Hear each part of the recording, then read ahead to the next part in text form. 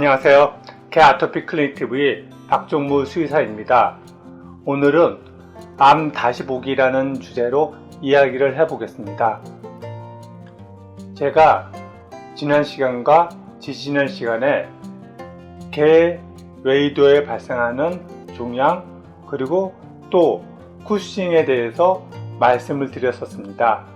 이 쿠싱 또한 뇌하 수체 종양과 부신 종양으로 인해서 발생하는 것이기 때문에 암과 관련된 이야기입니다.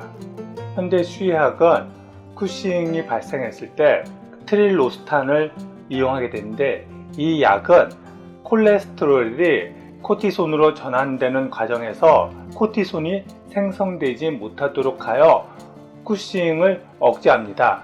하지만 근원적인 문제를 해결하는 것이 아니기 때문에 지속적으로 약을 먹어야지만 효과를 얻을 수가 있습니다.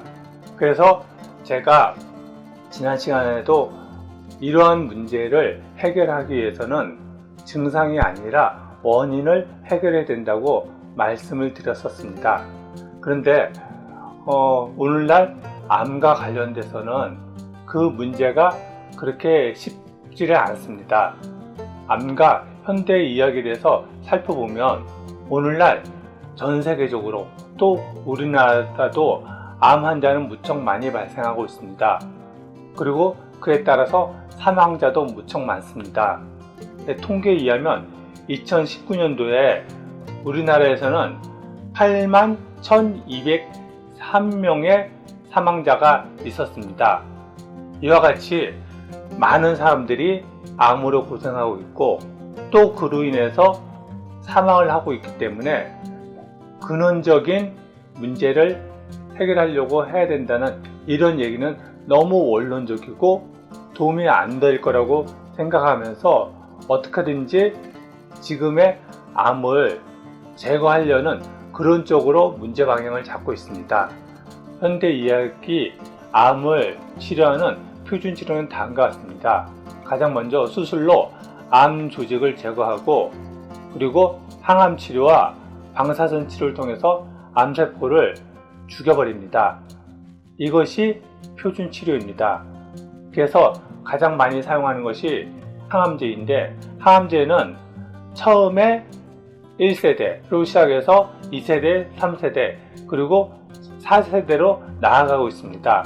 그래서 항암제에 대해서 간략하게 살펴보면 1세대 항암제는 화학항암제입니다. 이 화학항암제는 1차 세계대전 당시에 화학전을 위해서 다양한 화학물질을 연구하게 되는데 그 중에 세포를 죽여버리는 화학물질을 만들게 되고 그 화학물질로 암세포를 죽이는 것입니다. 암세포는 다른 세포보다 빨리 성장합니다. 화학항암제는 이렇게 빨리 성장하는 세포를 융단 폭격하듯이 폭격하여 죽여버리는 것입니다. 그 약물로는 최초의 항암제로 니트로겐, 머스타드를 비롯해서 여러 가지 약물들이 있는데 부작용은 무엇이냐 하면 증식이 빠른 세포를 죽이는 그 특성으로 인해서 암세포도 죽이지만 암세포뿐만 아니라 머리카락 그리고 골수, 점막까지 공격하게 됩니다. 그래서 모근 세포를 죽여버리기 때문에 털이 다 빠지고 또 골수를 억제하기 때문에 백혈병이나 그런 부작용이 생기고 또 점막을 공격하여 재생이 잘 안 되다 보니 입이 헐거나 그런 문제를 야기합니다. 이런 약물에 대해서 시무라 요시로는 이 사람은 일본 RNA 연구의 제1인자인데 항암제를 사용했던 5-FU는 RNA를 산산조각 내는 강한 독으로 그러한 물질을 의료계가 항암제로 사용하고 있다는 것에 놀라움을 금치 못하며 5-FU는 항암제로 복용해서는 안 된다고 이야기합니다. 지금 시무라 요시로가 얘기한 것처럼 5-FU 요거는 암세포를 죽이지만 원래 RNA에 굉장히 강한 독성을 지닌 화학물질이기 때문에 암세포뿐만 아니라 정상적인 RNA 또한 파괴하고 그 그로 인해서 다양한 문제를 야기할 수가 있습니다. 근데 현대의학의 문제는 뭐냐면 어떤 목적을 달성하면 그것에만 신경을 쓰지 그로 인해서 야기할 수 있는 다른 문제에 대해서는 그다지 신경을 쓰지 않는다는 것입니다. 개 아토피에 대해서도 살펴보면 이전에 물론 지금도 사용하고 있긴 하지만 이 사이클로스포린을 개 아토피 약으로 많이 썼었습니다. 그런데 이 사이클로스포린은 아시는 것처럼 장기를 이식했을 때 그 장기가 내 조직이 아니기 때문에 그 조직을 나의 면역세포들이 공격을 해서 파괴시켜 버립니다. 그러한 파괴를 유발하는 면역을 억제하기 위해서 사용하는 약이 이 사이클로스포린입니다. 근데 이 사이클로스포린은 장기를 공격하는 면역뿐만 아니라 몸 전체의 면역을 억제하게 됩니다. 그래서 사이클로스포린으로 인해서 발생하는 가장 큰 부작용이 이 약물 자체로 인한 부작용보다 몸의 면역을 억제함으로 인해서 암이 다발하게 된다는 것입니다. 이 사이클로스포린의 부작용은 바로 그것입니다. 그런데 개 아토피로 고생하는 개들에게 그 가려움증을 억제하겠다고 이 사이클로스포린을 처방합니다.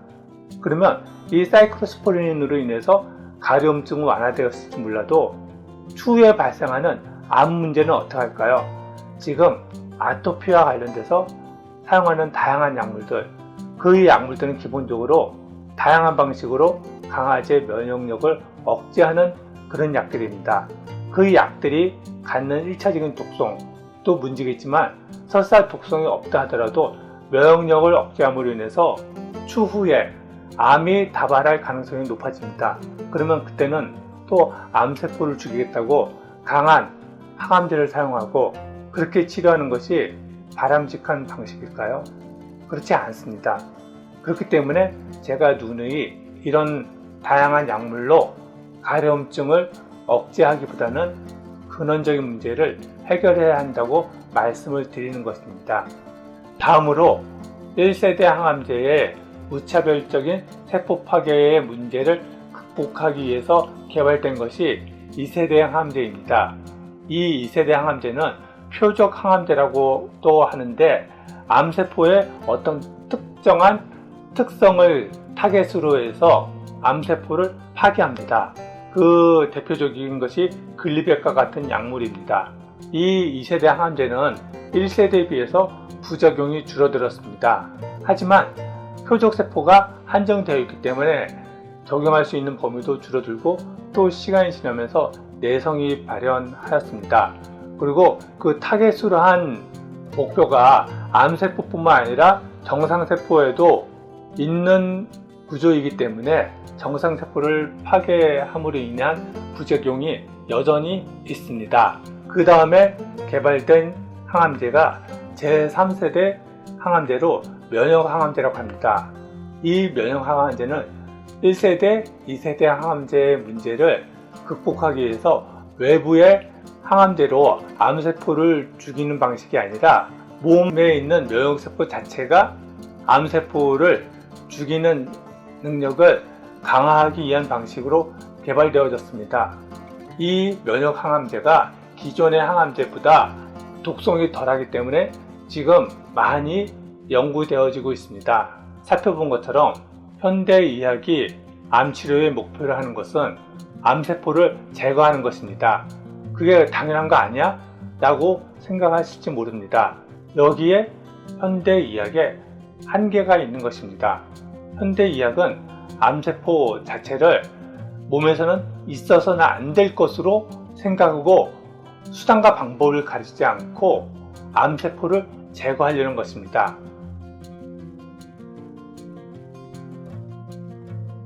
암의 원인을 살펴보면 과거에는 유전자 때문이라는 얘기가 많았지만 요새도 물론 암이 유전자 때문이라고 이야기하는 부분도 있지만 거의 90에서 95%는 환경적인 요인이고, 환경적인 요인을 좀 더 살펴보면 이런 다양한 원인으로 인해서 암이 발생하게 됩니다. 다시 말해서 암을 이해함에 있어서 중요한 부분은 암세포는 세포가 분열하는 과정 중에서 이러한 외부적인 스트레스들로 인해서 정상적인 사이클에서 벗어난 세포들이 암세포입니다. 현대의학은 이 암세포를 아주 있어서는 안 될 괴물처럼 생각하고 수단과 방법을 가리지 않고 파괴하려고 합니다. 하지만 암세포는 그런 괴물과 같은 조직이 아닙니다. 제가 지금 건강해 보이고 또 여러분도 지금 건강한 상태에 있는 것 같지만 제 몸에도 그렇고 여러분 몸에도 암세포는 수백 개가 있습니다. 하지만 면역력이 건강할 때에는 그 면역세포들이 지금 제3세대 항암제인 면역항암제가 원래 몸의 면역력을 활성화시켜서 암세포를 제거하려고 하는 것과 같이 몸에는 정상적으로 암세포를 제거하는 그런 면역력을 갖고 있습니다. 그렇기 때문에 세포가 분열하는 과정 중에 암세포가 발생해도 그때그때 제거를 하기 때문에 많은 사람들이 건강하게 살아갑니다. 하지만 그 암세포를 유발하는 환경들, 다시 말해서 이런 환경 속에서 살아가고 또 많은 정신적 스트레스를 받고 그런 것이 누적되다 보면 몸에서 암세포를 죽일 수 있는 능력 이상으로 암세포가 증식함으로 인해서 암이 커지는 것입니다. 그렇다면 여기서 우리가 해야 할 것은 무엇일까요? 그것은 우리 몸에서 암세포가 너무 성장하지 않도록 근원적인 문제를 차단해야 하는 것입니다. 그것은 우리의 삶 자체가 깨끗한 환경에서 살아가도록 하고 또 건강한 음식을 먹고 또 스트레스를 받지 않는 삶을 살고 그리고 운동을 주기적으로 해서 건강한 삶을 살도록 노력을 해야 하는 것입니다. 그러한 것이 이루어졌을 때 몸은 스스로 몸에서 발생하는 암세포를 제거하고 건강하게 살아가게 됩니다. 근데 그러한 것들은 덮어두고 암세포만 문제라고 여기고 그 암세포를 다양한 약물로 죽이려고 했을 때 이런저런 문제들이 발생하는 것입니다. 하지만 기본적인 환경이 그대로 있기 때문에 이 암 문제를 해결하는 것이 쉽지 않습니다. 그럼에도 불구하고 현대의학의 암을 접근하는 태도에 대한 문제의식들 속에서 사람들 중에서는 암을 자연요법, 다시 말해서 면역력을 증가시키기 위해서 다양한 방식으로 시도를 하고 있습니다. 살펴본 것과 같이 암세포는 괴물과 같은 그런 존재가 아닙니다. 암세포는 세포가 분열하다 보면 아주 드물게 발생할 수 있는 그런 조직입니다. 그런 조직은 면역력이 건강할 때 생명 스스로 제거하면서 건강하게 살아갑니다.